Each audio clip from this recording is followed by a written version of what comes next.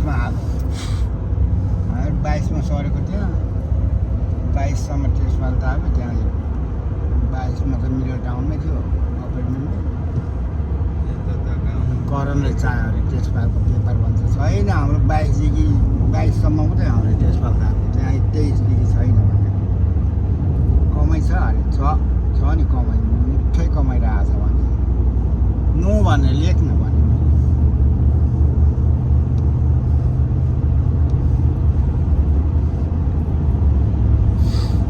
मिलायो भाइ बिजुलीको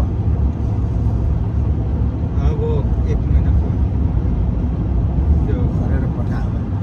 त्यो के गर्दै नि भाइ के अरे के गर्दै पनि के अरे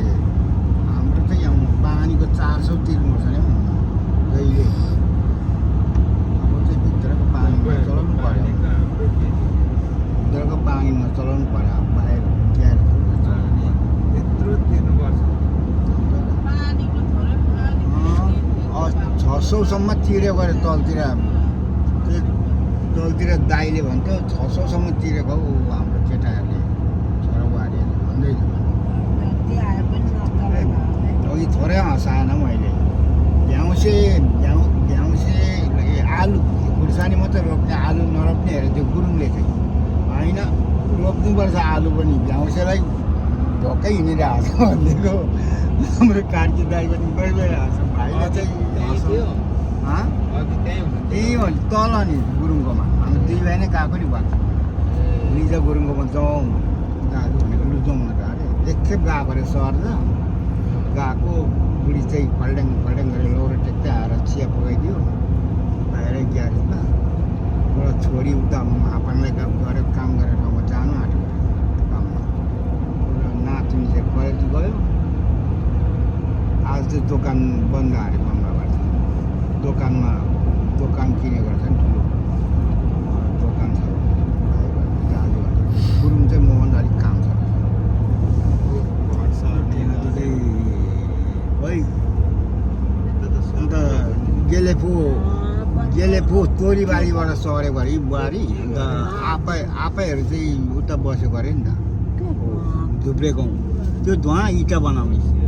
ए भुके इँटा होइन भुके हो भाइ इँटाको कि भुकेको हो यो धुवा त्यो पाइपको पारी त्यो त उयो पो अरे त फ्याक्ट्री हो पनि ए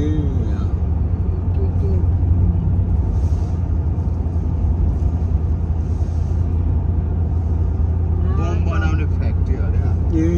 मोमो ओ यहाँ रहेछ नि एउटा बम बनाउने बम अहिले सर्च गरेको थियो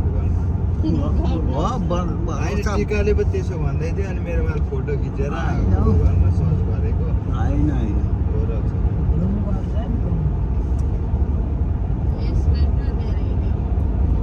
यहाँ बजार लाग्छ नि बुहारी यहाँ कहाँ हो ए काटेको रहेछ अहिले सिडिएलको चोक हो क्या काट्यो नै आएको त्यहाँ त्यसो भनेको भ्याउँसेलाई पल्काउनु उसको कमाइ पनि छैन आलु रोप्नु स्ट्रबेरी रोप्नु अन्त त्यहाँ बोडी रोप्नु आफूले धर्म कमाउनु पर्ने होइन भनेको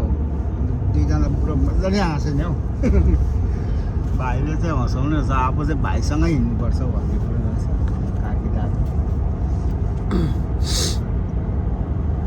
गेलेफुको एकजना एउटा साम्चीको एकजना दागानाको पऱ्यो अन्त गफ त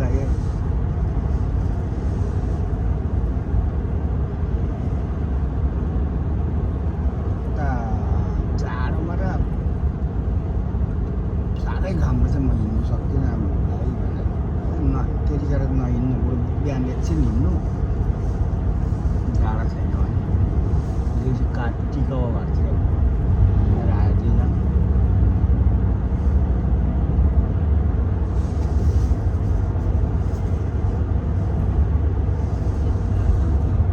सेलरले कल गरेछ मलाई ए अनि हिँड्दै बोलेको हामीसँग सोलन त रुख काटिरहेको थियो हिउँ गाडीमा हिउँ परिरहेको थियो वामा त्यता पो छ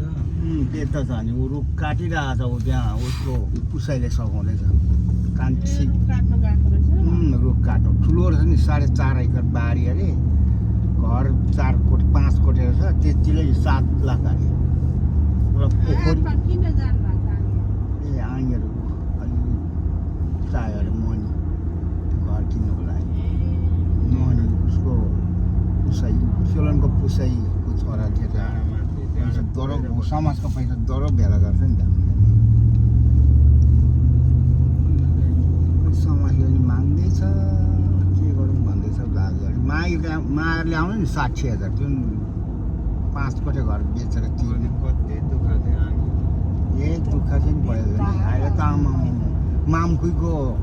12 घन्टा बस्ने भन्थ्यो ऊ मम्मी चाहिँ पैसा मागिहाल्यो अरे अब बेचिहाल्यो अरे तत्काल भनेर धिम्कीले अहिले जाहिर खाँदैछ बुढो चाहिँ 5 दिनै कम्पनी गर्छ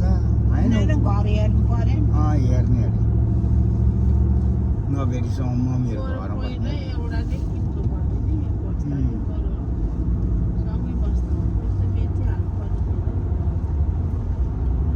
अरूले म त ससुरालीतिर जान्छ म त ससुरालीतिर जानु पर्यो मिल्दैन त पोहोर झनै फ्याट परेको अरे नि कपाल काट्नेले भन्यो मलाई चाहिँ अब किन नजानु हाम्रो बहिनीको भनेको त्यहाँ त कुकुर पनि सार्नु छ। मालदिव र पाइछन् झनै परेन हौ भन्छ मन पर्दैन अनि कस्तो अनि ससुर ज्वाइँ होइन त्यहाँ ऊ बात। मातेको चाहिँ रेस्टुरेन्ट चाहिँ चाहिँ नमातेको खोइ के को लागि पर्नु चाहिँ अब हाम्रो थिएन होइन